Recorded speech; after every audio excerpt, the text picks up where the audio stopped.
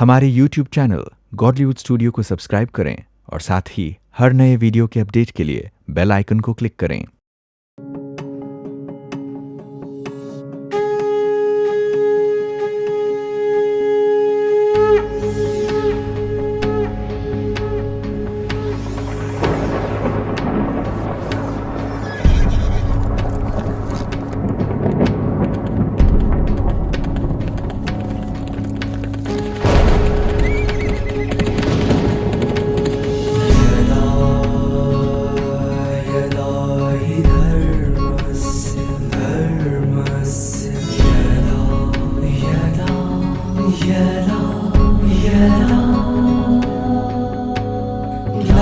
ग्लानिर्भवति भारत यदा यदा हि धर्मस्य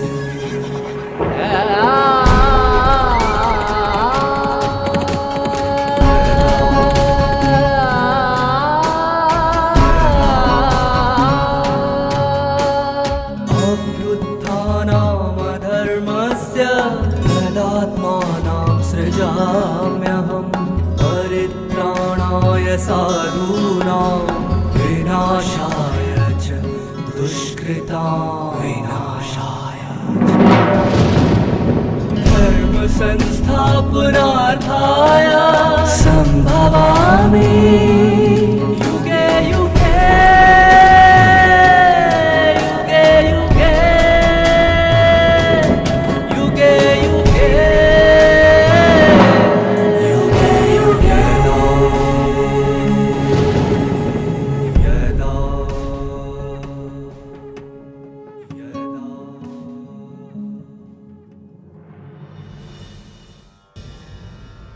वर्तमान परिप्रेक्ष्य में श्रीमद् भगवत गीता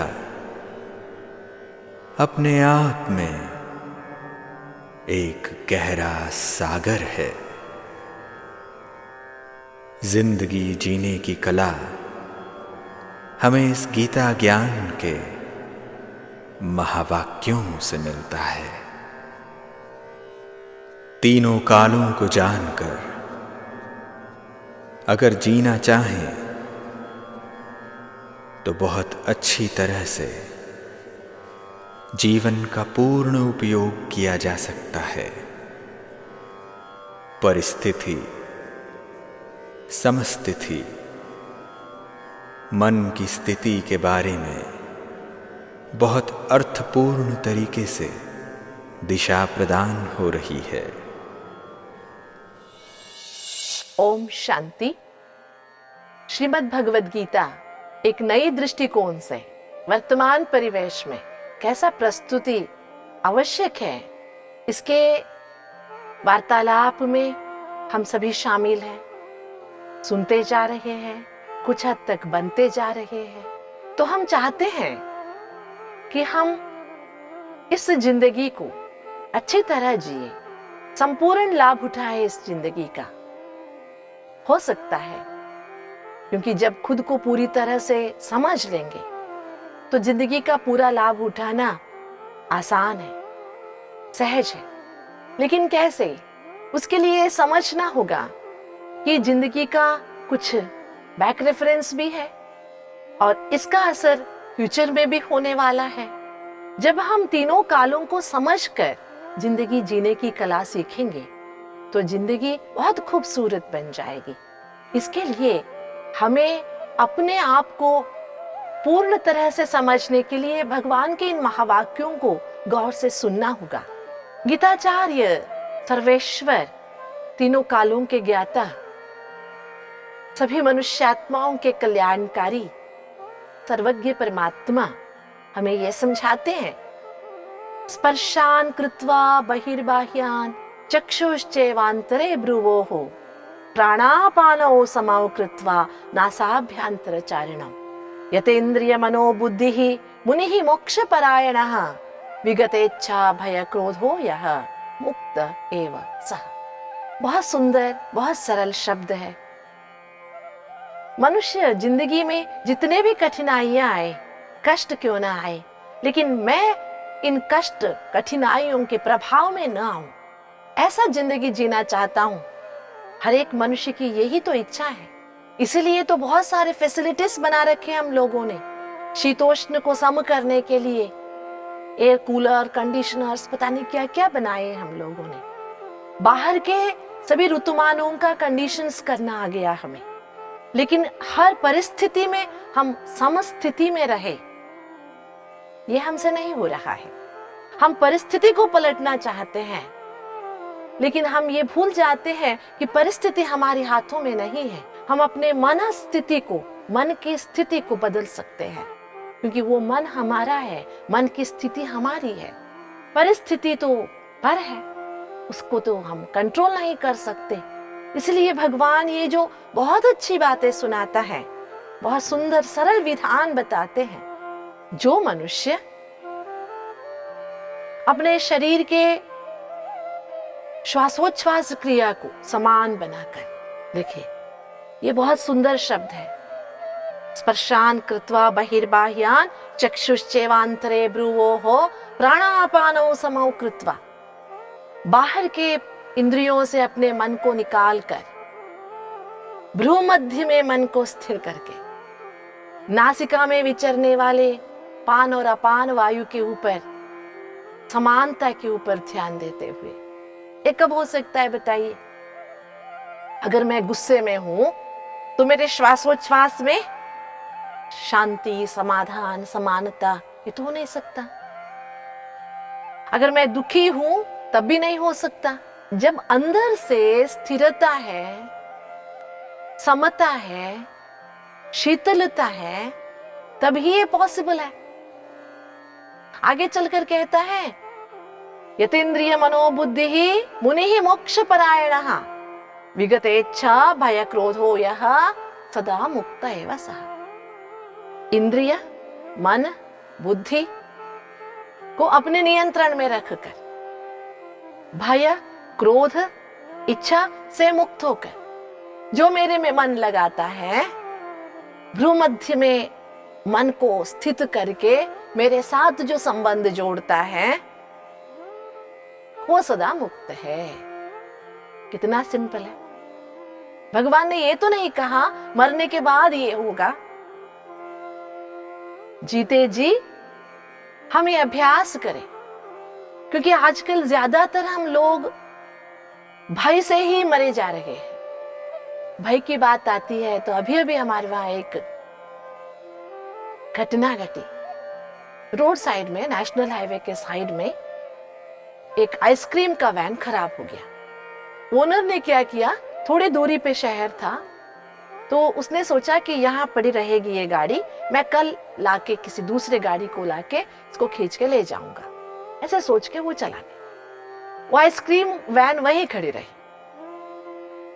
रास्ते चलते एक युवक ने उस गाड़ी को देखा। बाहर से तो आइसक्रीम की एडवर्टाइजमेंट लिखा हुआ था, तो उसके दिल के अंदर ना ये विचार आया कि अंदर कैसे होता है, देख लूं एक बार। आउट ऑफ क्यूरियोसिटी उसने दरवाजा खोला।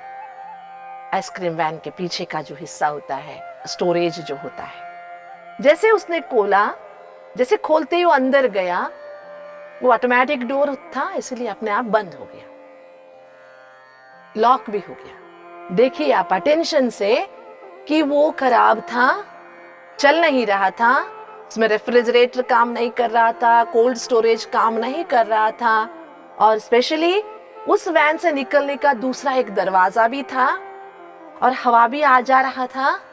लेकिन वो जो अंदर युवक फंस गया था, उसने सोचा है तो कोल्ड वैन है, मैं इसमें बंद हो गया।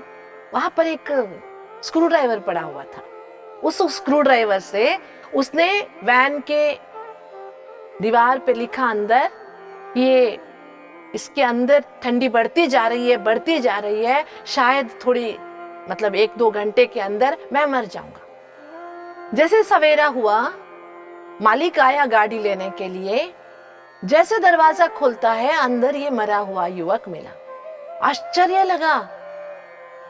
पता है, जब डॉक्टर्स ने पोस्टमार्टम किया तो पता चला अंदर कोई कोल्ड ज्यादा नहीं हुआ था, रेफ्रिजरेटर बंद था, श्वासोच्छ्वास के लिए, श्वास लेने के लिए जरूरी था ऑक्सीजन, वो भी सही मात्रा में अंदर मिल रहा था।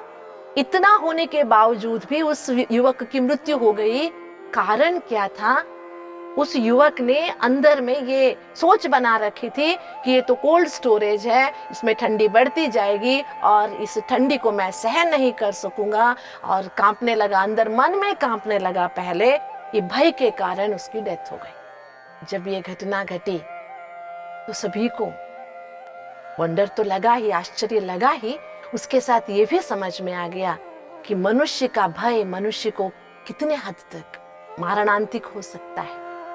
यही तो बात है। इसलिए गीताचार्य कहता है कि अगर जिंदगी में हम मुक्त होना चाहते हैं, सभी दुखों से, बंधनों से मुक्त होकर जिंदगी की राहों में समभाव रखकर कर्तव्य निष्ठता निभाना चाहते हैं, सुखी जीवन व्यतीत करना चाहते हैं, अंदर से धैर्य रखना चाहते हैं, तो उसके लिए सोच को बदलना होगा। क्योंकि अंदर सोच में भय आ गया तो आप कितना भी कन्विंस करो, नहीं नहीं कोल्ड स्टोरेज नहीं है, तो भी मन नहीं मानेगा। इसलिए गीताचार्य ये कहता है कि मन को भ्रूमध्य में स्थित करो, क्योंकि इस शरीर में भ्रुकुटी आत्मा का निवास स्थान है। शरीर एक 5 तत्वों का सुंदर मंदिर है जो अपने कर्मों अनुसार हमें प्राप्त हुआ है माता पिता के द्वारा। लेकिन इस 5 तत्वों से बने हुए इस शरीर के अंदर एक जागृत चैतन्य ज्योति, जो इस शरीर को चलाने वाली दिव्य एक सत्ता, प्रकाशमय स्वरूप ज्योति आत्मा जो विराजमान है, वो इस भ्रुकुटी के बीच में विराजमान है। इसलिए भटकते नहीं रहो, अपने सही जगह में बैठो। जब अपने सीट पे बैठोगे तभी तो अच्छी तरह से अपने कर्मचारियों को, साथियों को दिशा प्रदान कर सकोगे, नहीं तो कोई बात नहीं सुनेगा। ये शरीर एक स्वराज्य है, हमको इसके ऊपर स्वराज्याधिकारी बनना है। गीताचार्य यही कहता है, शरीर एक राज्य है, मैं आत्मा राज्याधिकारी हूँ, और ये राज्य को अच्छी तरह से चलाने के लिए मुझे अपने स्थान में या अपने सीट में, अपने स्थिति में उपस्थित होना पड़ेगा। जब मैं अपनी ओरिजिनल स्टेज में रहता हूँ, तभी मेरे मन में इच्छा, भय, क्रोध अटैक नहीं कर सकते। बाहर के दुश्मनों से लड़ना आसान है, विजय भी आसानी से मिल जाता है, लेकिन अंदर के दुश्मनों से लड़ने के लिए हमें ही सतर्क होना पड़ेगा और सशक्त होना पड़ेगा। क्योंकि ये अंदर के दुश्मन जो है, ये मन के ऊपर अपने अधिकार स्थापित करके बैठे हैं। तो मन को सशक्त बनाने के लिए आत्मा को सशक्त बनना पड़ेगा। जब आत्मा सशक्त बन जाएगी तो आत्मा की शक्तियों के आधार से मन, बुद्धि, संस्कार अपने नियंत्रण में रख सकते हैं। इसीलिए बार बार गीताचार्य ये कहता है, इस शरीर रूपी वस्त्र को लेके तुम जो प्रयाण कर रहे हो, यात्रा कर रहे हो, इसमें भ्रूर मध्य, भ्रू मध्य में अपना स्मृति को स्थित करने का प्रयास करो। क्योंकि जैसी स्मृति वैसी स्थिति होती है। अगर हम अपने स्मृति को स्ट्रांग नहीं बनाएंगे, समर्थ नहीं बनाएंगे, तो हमारी स्थिति भी समर्थ नहीं हो सकती है। अगर कोई ठान लेता है कि मुझे ये करना ही है, तो कोई कुछ भी कहे वो करता है, क्योंकि मन उसका कहना मानता है। तो उसके लिए क्या करना पड़ेगा? पुनः पुनः हम ये बात रिपीट करेंगे, यतेन्द्रिय मनोबुद्धि मुनिः मोक्ष परायणः विगतेच्छा भय क्रोधो यह सदा मुक्त एव सः। विगत होना है भय, क्रोध और इच्छा से। हमारे सोच के कारण ही हमें भय, इच्छा या क्रोध होता है। मुख्य बात यह है कि भगवान जो कहता है कि हमारे साथ हमारे किए हुए सभी संस्कार हमारे साथ चलने हैं, तो अभी हम ये प्रयास करें हमारे से अच्छे अच्छा कर्म हो। हम जो भी करें सोच समझ के करें, हम भय मुक्त होकर कर्म करें, इच्छा मुक्त होकर कर्म करें। कोई भी काम हम उतावलापन में या क्रोध में या इम्पेशेंट होकर के नहीं करें। तो उसके लिए क्या अभ्यास भगवान ने बताया? पुनश्च उसका हम रिपीटेशन करेंगे कि हम बाह्य इंद्रियों से मन को हटाकर अपने मन को भ्रूमध्य में स्थित करें। बहुत सिंपल है। बाह्य इंद्रियों से मन को हटाओ। कैसे हटाएंगे? क्योंकि दिखाई तो यही देते हैं। जो दिखाई देता है उससे मन को हटाने की विधि क्या है? जैसे कि सामने कोई गुस्सा कर रहा है, हमें दिखाई तो देगा ना। लेकिन अगर मैं सोचूं ये परधर्म के वश है, लेकिन आत्मा का स्वधर्म तो गुस्सा नहीं है, शांति है। तो मुझे शांति पाना है, मुझे समाधान पाना है, तो मुझे क्या करना पड़ेगा? उसी को सोचना पड़ेगा, उसी को देखना पड़ेगा। एक स्कूल में मास्टर जी सिखा रहे थे क्लासरूम में। अचानक उनको एजुकेशन ऑफिसर से फोन आया, 1 घंटे के लिए आप ऑफिस आइए, जरूरी काम। तो मास्टर जी को एजुकेशन ऑफिस जाना पड़ा। तो क्लास किसके हवाले छोड़ के जाए? मॉनिटर जो क्लास का लीडर बना हुआ था उसको उनको कहा कि 1 घंटा मैं ऑफिस जाके आता हूं, तब तक हल्ला नहीं मचाना, कोई कूदना नहीं, सभी शांति से बैठो और बंदर जैसा कोई नहीं करेगा और दूसरे को बंदर बंदर कहकर चिढ़ाएगा भी नहीं। ऐसे मास्टर जी कहकर गए। 1 घंटे के बाद लौटने के बाद मास्टर जी ने सभी से पूछा, क्लास में कोई शरारत तो नहीं की? किसी ने किसी को चिढ़ाया तो नहीं? बंदर बंदर कहकर चिढ़ाया तो नहीं? ऐसे मास्टर जी ने पूछा। तो बच्चों ने कहा, नहीं मास्टर जी, हमने किसी ने ऐसे नहीं किया। तो मास्टर जी ने पूछा, 1 घंटा फिर आप लोगों ने क्या किया? तो सभी बच्चों ने बोला कि मास्टर जी, हम सभी ये कह रहे थे, यही सोच रहे थे, यही बोल रहे थे, हमें बंदर बंदर नहीं करना है, हमें किसी को बंदर कह के चिढ़ाना नहीं है, हमें बंदर बंदर नहीं करना है, हमें बंदर कहकर किसी को चिढ़ाना नहीं है। मास्टर जी ने ये कहा था कि बंदर को याद नहीं करना, बंदर कहकर चिढ़ाना नहीं, लेकिन बच्चों ने किया क्या था? वही किया था, बंदर बंदर नहीं कहना है, यही रिपीटेशन कर रहे थे। तो क्या मतलब निकला? इसी तरह हम भी क्या करते हैं? मुझे क्रोध बहुत आता है, मैं क्रोध छोड़ना चाहता हूँ, मेरे अंदर भय बहुत है, मैं भय मुक्त होना चाहता हूँ। बस यही सभी से कहेंगे। आप कोई रास्ता बताएंगे? मुझे बहुत क्रोध आता है, आप कोई रास्ता दिखाइए ना क्रोध मुक्त होने का। या यूं कहेंगे, कुछ भी देखता हूँ ना तो मुझे भय लगता है, अंदर से मैं भयभीत होता हूँ, तो कोई रास्ता दिखाइए ना भय मुक्त होने का। अरे आपको जब भय छोड़ना है, क्रोध छोड़ना है, तो आप उसी की बातें रिपीट क्यों कर रहे हैं? क्योंकि अगर मुझे क्रोध छोड़ना है तो मुझे प्यार से रहना है, शांति से रहना है, तो मैं क्या याद करूं? मैं सभी से ये पूछूं, आप मुझे शांति में रहने की रास्ता बताइए, मुझे प्यार से चलने की रास्ता बताइए। शांति के बारे में सोचूंगी, प्यार के बारे में सोचूंगी, तो ऑटोमेटिकली क्रोध मेरे से दूर भाग जाएगा। लेकिन हम करते क्या है? जिस चीज को छोड़ना है ना, उसी को सोचते हैं, फलस्वरूप वो पक्का सील लगा के हमारे अंदर बैठ जाता है। ये गीताचार्य ये कहता है, पुनश्च यही हम रिपीटेशन में यही याद करेंगे कि गीताचार्य का ये कहना है, स्वस्वरूप में स्थित हो जाओ। कैसे?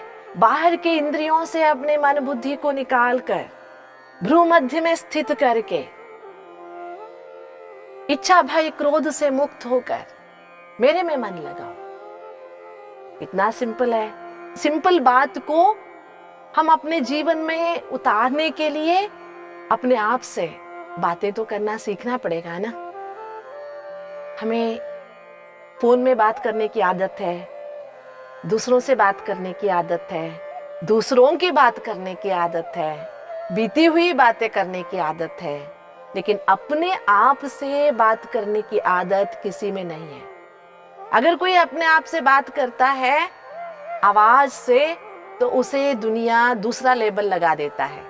इसलिए कृपया कोई आवाज से अपने आप से बात करने का प्रयास ना करे, लेकिन मन ही मन अपने आप से बातें ये करे कि मेरा स्वधर्म कितना ऊंच है, मेरा अपना गुण कितना श्रेष्ठ है, मेरा स्वभाव कितना शांत है, मेरे अंदर प्यार भरा हुआ है, मैं समाधान स्वरूप हूं। ये अपने जो ओरिजिनल क्वालिटीज हैं, जिसके लिए गीताचार्य कहते हैं भ्रूमध्य में स्थित हो जाओ और इन बातों के बारे में सोचो। और बहुत मुख्य बात हमको ये याद रखना है कि हमारी क्या आदत हो गई है पता है, जो हम सुनना चाहते हैं ना, सामने वाला वही बोले, हम ये एक्सपेक्ट करते हैं। Is it possible? मैं चाहती हूँ सभी मेरे लिए वाह वाह करे, मैं सोचती हूँ सभी मेरे लिए वाह वाह ही करे। अगर कोई कहता है आपका ये ठीक नहीं है तो बस मैं नाराज हो जाती हूँ, उससे भी रूठ जाती हूँ और अपने आप में भी मूड हो जाती हूँ। हमारे विचारों के विरुद्ध विचार सुनने की ताकत ही नहीं रही है। क्यों भाई, ऐसे क्यों हो गया? अरे कोई अपना विचार सुनाता है, इससे हमें क्या फर्क पड़ेगा? अगर मैं अपने स्वरूप में स्थित हूं तो दूसरे के विचार से मुझे क्या फर्क पड़ेगा? और हमने ये जो मान्यता बना रखी है सभी मेरे अनुकूल ही बोले, ये तो पॉसिबल नहीं है ना जिंदगी में, है क्या? नहीं पॉसिबल है। सभी मेरे अनुकूल ही बोलेंगे। सोचिए, एक ड्रामा में 10 एक्टर्स सभी को हंसने का ही किरदार दिया जाए तो कैसा लगेगा? उसमें कोई टांग खींचने वाला भी चाहिए, कोई उस हंसी को मजाक में बदलने वाला भी चाहिए, तभी तो अच्छा लगेगा। नहीं तो देखने वाला कोई नहीं रहेगा, अपने आप में हंसते रहो बस। जिंदगी यही हो गई है। हम चाहते हैं मैं जैसे सोचती हूँ वैसे चले, लेकिन हमको सामने कैसे भी परिस्थिति है अपने अनुकूल में उसे बदलना, ये ताकत हमारे अंदर आना चाहिए। तभी परिस्थिति हमारे ऊपर कोई प्रभाव नहीं डालेगी और हम परिस्थिति को अपनी मन की स्थिति से नियंत्रण कर सकेंगे। ये तभी हो सकेगा जो गीताचार्य बार बार कहता है, स्वधर्म में टिक जाओ। शरीर का साथ मिल रहा है तभी तो हम सब कुछ कर रहे हैं। शरीर माध्यमम खलु धर्म साधनम। धर्म साधन के लिए शरीर माध्यम होना बहुत जरूरी है। लेकिन फिर से हम ये याद रखें कि शरीर केवल माध्यम है, इट इज एन मीडिया, ये सब कुछ नहीं है। ये हम अपने अंतर की यात्रा को जारी रखें, अपने आप से बात करना सीखें और बात करते करते अपने अंदर एक बहुत ऊंची अंतःकरण की अनुभूति करें जो बहुत विशाल है, जिसमें कोई सीमाएं नहीं है, कोई हद नहीं है। तभी हम वसुदैव कुटुंब के साकार स्वरूप को अपने नजर के सामने देख सकेंगे। ओम शांति। मित्रों, सचमुच मानवता कितना बड़ा लक्ष्य हमारे समक्ष रखती है। स्वयं भगवान हमारे अंदर वसुदैव कुटुंबकम की भावना देखना चाहते हैं। इस भावना का आधार एकमात्र प्रेम ही है। वो प्रेम जो निस्वार्थ है, वो प्रेम जो छोटा बड़ा, ऊंचा नीचा, गोरा काला कुछ भी नहीं देखता है तो केवल अच्छाई, गुण, पवित्रता, सहयोग और सद्भावना। पर वर्तमान समय में जैसी हमारी मनोदशा है, ऐसे में लगता है जैसे कि ऐसे निस्वार्थ प्रेम को जन्म देना या उसे अपने अंदर जीवंत बनाए रखना लगभग नामुमकिन है। पर ये मुमकिन है। पर इसे अगर हम संभव बनाना चाहते हैं तो जो हमें करना है वो केवल इतना है कि हमें आत्मचेतन का अभ्यास करना है। अगर हम शांत होकर उस प्यार के सागर से स्वयं को जोड़ेंगे तो निस्संदेह वो परमात्मा, वो प्यार का सागर हमें निस्वार्थ प्रेम की कला जरूर सिखा देंगे। भले ये गायन प्रसिद्ध है मित्रों कि हम क्या लेकर आए थे, क्या लेकर जाएंगे, पर हमें पता होगा, हम गर्व से कह सकेंगे, एक दिल लेकर आए थे और हजारों दिलों में जगह बना के जाएंगे।